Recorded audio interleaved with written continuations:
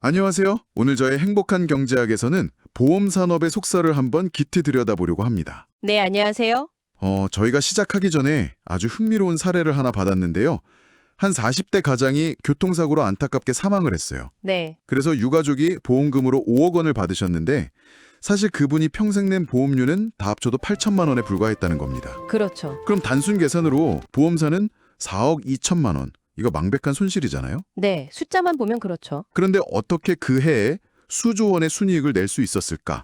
바로 이 모순에 대한 질문을 주셨습니다. 아주 좋은 질문입니다. 그게 바로 개인의 시선으로 이 거대한 시스템을 보기 때문에 발생하는 뭐랄까, 일종의 착시 현상이라고 할 수 있습니다. 척시 현상이요? 네. 오늘 저희가 직접 보험 산업의 데이터를 전수조사하고요. 또 업계 관계자들을 심층 취재한 결과를 바탕으로 그 질문에 대한 답을 한번 찾아보겠습니다. 좋습니다. 보험사가 어떻게 구조적으로 아예 돈을 벌 수밖에 없게 설계되었는지 그 정교한 시스템의 작동 원리를 함께 파헤쳐 보시죠.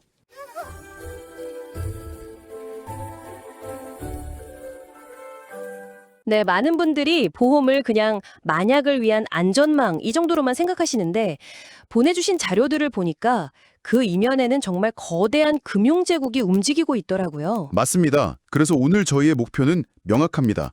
보험사의 진짜 비즈니스 모델은 대체 무엇인지, 그리고 그들이 수익을 극대화하기 위해 사용하는 핵심 전략은 뭔지, 그 본질을 한번 명확하게 파헤쳐 보겠습니다. 그럼 시작해 볼까요? 가장 먼저 깨야 할 착각이 바로 내가 낸 돈보다 많이 받으면 보험사가 손해다라는 바로 그 생각입니다. 그렇죠. 저도 처음엔 당연히 그렇게 생각했습니다. 방금 말씀드린 사례처럼 개별 계약 하나만 뚝 떼어놓고 보면 보험사가 명백히 손해를 보는 구조인데 이게 어떻게 사업으로 성립이 되는 건가요? 핵심은요, 보험사가 당신이라는 한 명의 개인을 보는 게 아니라는 데 있습니다. 개인이 아니다? 네. 당신과 비슷한 수백만 명으로 이루어진 집단을 보는 겁니다. 여기서 이제 통계학의 가장 강력한 무기 중 하나인 바로 대수의 법칙이 등장하는 거죠. 아, 대수의 법칙. 들어본 것 같습니다. 네. 한 개인의 사망 시점이나 암에 걸릴지 여부는 그 누구도 예측할 수 없잖아요. 그렇죠. 신의 영역이죠.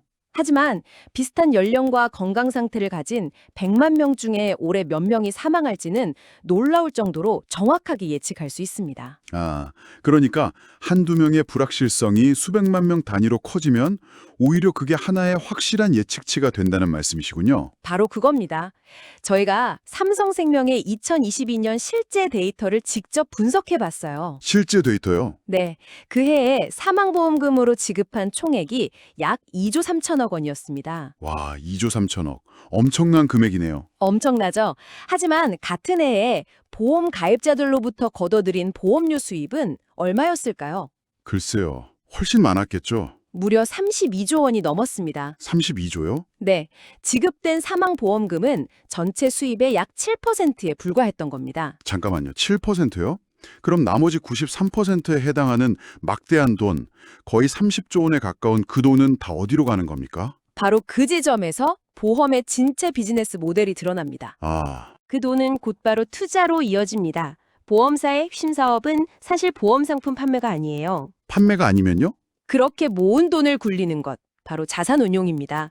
보험 상품은 그 거대한 투자금을 모으기 위한 아주 효율적인 수단에 가깝다고 볼 수 있죠. 보험 상품이 돈을 모으는 수단이다.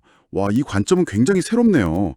우리가 흔히 생각하는 그 안전망이라는 개념과는 완전히 다른 차원의 이야기 같습니다. 투자의 귀재, 워런 버핏이 왜 유독 보험업을 선호했는지 생각해보면 쉽습니다. 아, 맞아요. 버크셔 해서웨이의 핵심이 보험업이죠. 네, 그는 보험업을 마이너스 금리로 돈을 빌리는 것과 같다고 표현했습니다. 마이너스 금리요? 보통의 기업은 물건을 먼저 만들고 나중에 돈을 받잖아요.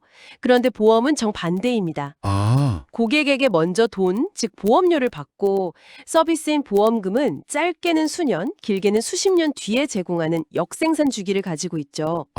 그렇군요. 돈을 먼저 받아서 미래에 갚아야 할 빚이 생기기 전까지 그 돈을 마음대로 굴릴 수 있다는 거군요. 정확합니다. 그 미래에 지급해야 할 거대한 자금을 업계에서는 플로트라고 부릅니다. 플로트. 네, 말 그대로 공중에 붕 떠 있는 돈이죠. 이 플로트를 이용해서 투자를 하고 수익을 내는 겁니다. 저희가 파악한 바로는 버핏의 버크셔 해서웨이가 운용하는 플로트 규모가 약 220조 원에 달합니다. 220조요? 네. 이자를 내기는커녕 오히려 돈을 받으면서 수백조 원의 투자금을 확보한 셈이죠. 와, 220조 원이라니 정말 상상조차 힘든 금액입니다. 그렇다면 그 플로트라는 자금을 이용해서 구체적으로 어떻게 돈을 불리는지 실제 사례를 통해 좀 더 깊이 들어가 볼 수 있을까요? 물론입니다. 여기서 바로 시간과 복리의 마법이 결합됩니다. 시간과 복리. 저희가 직접 시뮬레이션을 하나 해봤습니다. 30세 남성이 월 30만 원씩 50년 동안 종신보험에 납부한다고 가정을 해볼게요. 네, 30세에 월 30, 50년간 그럼 80세까지 총 내는 돈이 1억 8천만 원입니다. 1억 8천. 만약 80세에 사망해서 약속된 보험금 3억 원을 받는다고 쳐보죠. 그럼 표면적으로는 가입자가 1억 2천만 원 이익을 보고 보험사는 손해를 본 것처럼 보이죠. 네네. 단순 계산으로는 그렇죠. 잠깐만요. 근데 방금 연 5% 복리로 50년을 운용한다고 하셨는데 그게 현실적으로 가능한 수치인가요? 아주 예리한 지적이십니다. 시장은 계속 변하고 금융위기처럼 폭락하는 시기도 있고 또 오랫동안 저금리가 이어지기도 하잖아요. 50년 내내 꾸준히 5% 수익을 낸다는 게 좀 최고의 시나리오처럼 들리는데요. 당연히 매년 정확히 5% 수익을 내는 건 불가능합니다. 하지만 중요한 건 장기 평균 수익률이죠. 장기 평균. 보험사는 1, 2년짜리 단기 투자를 하는 곳이 아니에요. 수십 년을 내다봅니다. 저희가 주요 생명보험사들의 자산 포트폴리오를 직접 분석해본 결과 그들은 이 변동성을 제어할 아주 정교한 전략을 가지고 있었습니다. 어떤 전략이죠? 크게 세 가지로 나뉩니다. 첫째는 채권입니다. 채권이요? 네. 전체 가산의 50에서 60%를 국공채나 우량 회사채 같은 아주 안전한 자산에 투자해서 안정적인 기반을 만듭니다. 삼성생명의 경우에요. 176조 원의 채권을 보유하고 있는데 여기서 연 3%의 수익만 꾸준히 나와도 매년 5조 3천억 원이라는 엄청난 현금 흐름이 생기는 겁니다. 와, 그게 바로 변동성을 막아주는 방어막이군요. 맞습니다. 그리고 둘째는 부동산입니다. 부동산이요? 네. 서울 도심의 수많은 대형 빌딩들, 여의도 파크원이나 광화문 교보생명 빌딩 같은 것들이 다 보험사 소유입니다. 정말요? 네. 이런 우량 부동산은 장기적으로 안정적인 임대 수익과 함께 자산 가치 상승을 가져다 주죠. 삼성생명 본관 부지는 저희가 확인해 보니 10년 만에 가치가 1조 5천억 원에서 3조 원으로 딱 2배가 뛰었습니다. 와, 우리가 내는 보험료가 차곡차곡 쌓여서 그런 빌딩이 되는 거였군요. 그렇죠.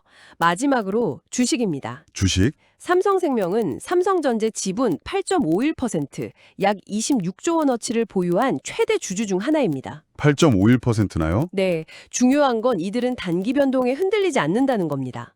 2020년에 코로나로 주식시장이 폭락했을 때 개인들은 공포에 질려서 주식을 팔았잖아요. 네, 그랬죠. 저희가 그때 매수 내역을 추적해보니 삼성생명은 오히려 수조 원을 추가 매수했습니다. 그리고 1년 뒤에 엄청난 수익을 올렸죠. 당장 돈을 빼서 지급할 필요가 없는 수십 년짜리 자금이기 때문에 가능한 전략입니다. 위기를 기회로 만드는 거죠. 그렇군요. 안정적인 습관으로 기본을 딱 다지고 주식과 부동산 같은 자산으로 추가 수익을 극대화하면서 장기적으로 평균 5% 이상의 수익률을 맞춰나가는 거군요. 이제 의문이 풀렸습니다. 다시 그럼 시뮬레이션으로 돌아가 보죠. 네, 그렇게 연평균 5% 복리로 운영한다고 가정하면요. 첫 해에 낸 360만 원은 50년 뒤에 무려 4천만 원이 넘는 돈으로 불어납니다. 360만 원이 4천만 원이요? 네, 이렇게 매년 낸 돈이 각기 다른 기간 동안 복리의 마법을 통해서 불어나는 걸 모두 합산하면 50년 후 최종 금액은 놀랍게도 10억 원을 넘어갑니다. 1억 8천만 원이 10억 원이 된다고요? 와, 정말 충격적인 숫자입니다. 결국 보험사는 그 10억 원에서 약속한 3억 원을 지급하고도 무려 7억 원 이상의 이익을 남기는 거네요? 바로 그겁니다. 이것이 보험사의 핵심 비즈니스 모델입니다. 당신에게 5억 원을 지급할 때 그들은 이미 당신이 낸 돈과 다른 수많은 가입자들의 돈을 투자해서 그 몇 배의 돈을 벌어들인 후라는 거죠. 알겠습니다. 이제 보니 이 장기 투자 모델이 정말 강력하네요. 그런데요, 보내주신 자료들을 보면 이런 투자 수익 외에도 보험사가 이익을 극대화하기 위해서 사용하는 다른 좀 교묘한 방법들이 더 있다고 나와 있더라고요. 맞습니다. 마치 시스템의 모든 틈새에서 이익을 짜내는 그런 느낌이었습니다. 네. 장기 투자가 이 시스템의 엔진이라면 지금부터 말씀드릴 4가지 전략은 그 엔진 효율을 극한으로 끌어올리는 일종의 터보 장치와 같습니다. 터보 장치요? 저희가 취재 과정에서 발견한 첫 번째 전략은 바로 중도 해지를 통한 이익, 즉 해지 차익입니다. 중도 해지요? 아니 고객이 사정이 생겨서 계약을 유지 못하는 건데 거기서 어떻게 이익이 나는 거죠? 저희가 생명보험협회 통계를 확인한 결과 신규 계약의 45%가 5년 이내에 해지됩니다. 45%요? 거의 절반에 가깝네요. 네, 그런데 보험, 특히 저축성 보험 같은 상품은 초기에 답입한 보험료의 상당 부분이 설계사 수당이나 광고비 같은 사업비 명목으로 공제되거든요. 아, 사업비. 예를 들어서 월 50만 원씩 3년간 총 1,800만 원을 낸 저축성 보험을 해지한다고 해보죠.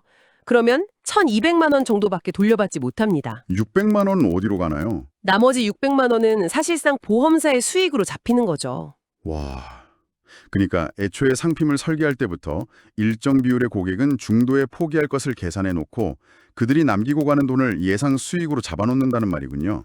더 정확히 말하면 그 해지율을 통계적으로 예측해서 보험료 책정에 아예 반영을 합니다. 정말 치밀하네요. 두 번째 전략은 더 노골적입니다. 바로 보험금 지급 지연입니다. 지급을 늦추는 것만으로도 이익이 된다고요? 아니 그게 한두 건 늦춘다고 해서 수조 원을 버는 회사에 큰 의미가 있을까요? 바로 그 규모의 문제입니다. 한 건은 미미하죠. 하지만 수천, 수만 건이 모이면 이야기가 달라집니다. 아, 저희가 금감원 통계를 분석해 보니까 보험금 지급 관련 민원이 연간 2만 3천 건이 넘었습니다. 2만 건이 넘게? 네, 가장 흔한 수법이 서류 미비를 핑계로 시간을 끄는 겁니다. 보험금 2억 원 지급을 6개월만 늦춰도요. 그 돈을 단기 채권에만 넣어둬도 수백만 원의 추가 이익이 생깁니다. 6개월만 늦춰도요? 그렇죠. 이런 건수가 수천 건이면 수백억 원의 추가 수익이 발생하죠. 소송으로 가도 보험사는 두려워하지 않습니다. 오히려 2, 3년의 시간을 벌 수 있으니 더 큰 투자 수익을 낼 수 있죠. 와, 고객이 떠나갈 때도 이익을 보고 고객이 돈을 달라고 할 때도 시간을 끌어서 이익을 보내요. 정말 양쪽에서 이익을 짜내는 구조군요. 그렇다면 고객을 받기 전, 즉 가입 단계에서도 무언가 전략이 있겠군요. 물론입니다. 그게 세 번째 전략, 정교한 리스크 선별입니다. 리스크 전별. 보험사는 손해볼 확률이 높은 게임은 아예 시작도 하지 않습니다. 위험한 직업군, 흡연자, 특정 가족력이 있는 사람에게는 보험료를 할증하거나 아예 가입을 거절하죠. 그렇죠. 최근에는 이게 더 고도화됐습니다. 저희가 업계 관계자를 취재해보니 AI를 활용해서 개인의 질병 발생 확률까지 소수점 단위로 예측한다고 합니다. 소수점 단위요? 제 모든 것이 평가받는 느낌인데요. 뭐 카드 사용 내역이나 건강검진 기록 같은 데이터로 향후 10년 내 암 발생 확률 3.2% 이런 식으로 정확하게 계산해내고 그걸 바탕으로 저에게만 적용되는 맞춤형 보험료로 제시하는 시대라는 거군요. 맞습니다. 철저하게 이길 수 있는 확률의 사람들만 선별해서 게임에 참여시키는 겁니다. 알겠습니다. 마지막 네 번째 전략은 그럼에도 불구하고 발생할 수 있는 회사를 뒤흔들 만한 거대한 리스크를 관리하는 방법입니다. 바로 재보험입니다. 아, 재보험. 보험을 위한 보험이라고 들었습니다. 네, 대지진이나 거대 태풍과 같은 초대형 재난은 한 보험사가 감당하기 어렵잖아요. 그렇죠. 회사가 망할 수도 있죠. 그래서 이런 리스크의 일부를 스위스리 같은 글로벌 재보험사에 넘기는 겁니다. 보험료의 일부를 재보험사에 내고요. 만약 재난이 터지면 재보험사로부터 돈을 받아서 고객에게 지급하는 거죠. 회사가 파산할 극단적 위험을 막는 최후의 안전장치입니다. 그렇군요. 흥미로운 점은 이 재보험사들 역시 전 세계의 리스크를 분산해서 떠안기 때문에 대수의 법칙이 훨씬 더 강력하게 작용해서 엄청난 수익을 낸다는 사실입니다. 정말 리스크가 발생하는 모든 단계마다 수익을 창출하거나 위험을 회피하는 장치가 겹겹이 쌓여있는 그야말로 철옹성 같은 시스템이군요. 자, 그럼 지금까지 나온 이야기들을 한번 정리해 볼 필요가 있겠습니다. 이 거대한 수익 시스템의 핵심을 몇 가지 기둥으로 요약해 볼 수 있을까요? 그럼요. 저희가 분석한 바에 따르면요. 이 시스템은 크게 10가지 핵심 기둥으로 요약할 수 있습니다. 10가지나요? 네. 크게 보면 시스템 자체가 가진 거대한 우위가 있고요. 또 다른 하나는 수익을 극대화하는 운영 전략. 이렇게 두 덩어리로 나눌 수 있어요. 아, 시스템의 우위와 운영 전략.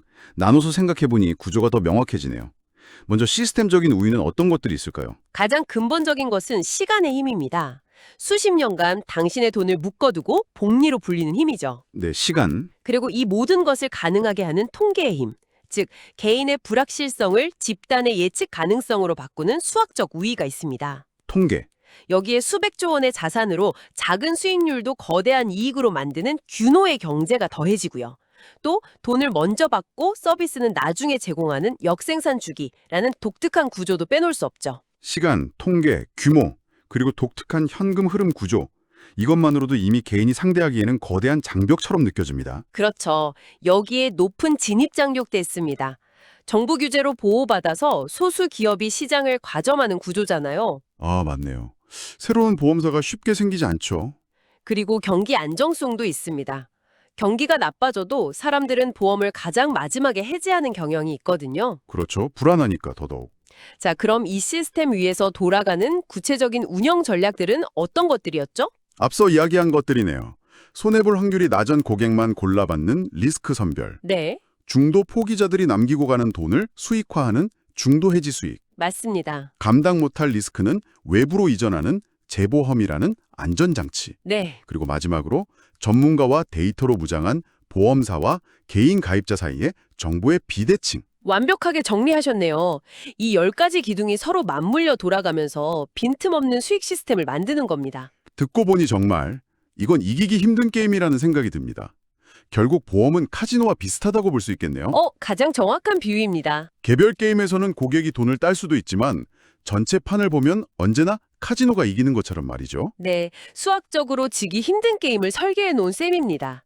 당신이 처음에 궁금해했던 그 5억 원의 보험금.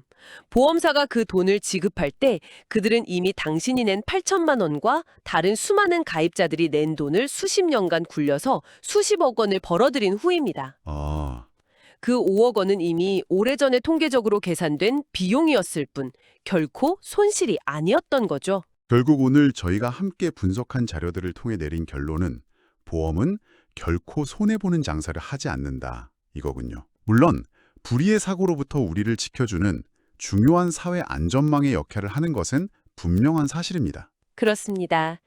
그 순기능은 명백히 존재합니다. 그걸 부정하는 건 아니고요. 하지만 이 시스템의 본질을 이해하는 것은 중요합니다.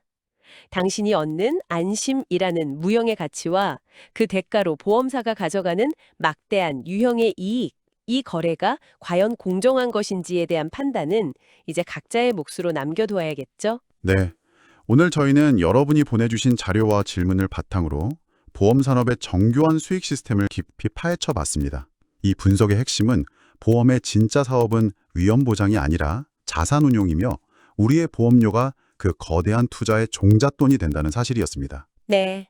이제 마지막으로 여러분이 생각해 볼 질문을 하나 남기고자 합니다. 이 시스템의 모든 작동 방식을 이해한 지금 당신이 미래를 대비하기 위해 구매하는 안심의 가격에 대해 그리고 그 가치에 대해 다시 한번 생각해 보시겠습니까?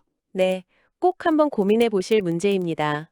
오늘 저희 행복한 경제학에서 준비한 이야기가 유익하셨다면 구독과 좋아요를 꼭 눌러주세요. 네, 부탁드립니다. 여러분의 구독 하나하나가 저희가 더 깊이 있는 경제 이야기를 만드는데 정말 큰 힘이 됩니다. 맞습니다. 또한 주변에 이 정보가 꼭 필요하다고 생각되는 분들이 있다면 공유 기능을 통해 이 이야기를 널리 알려주시는 것도 잊지 마세요. 여러분의 참여가 더 나은 금융 지식을 만드는 첫걸음입니다. 네, 공유도 꼭 부탁드립니다. 감사합니다. 감사합니다.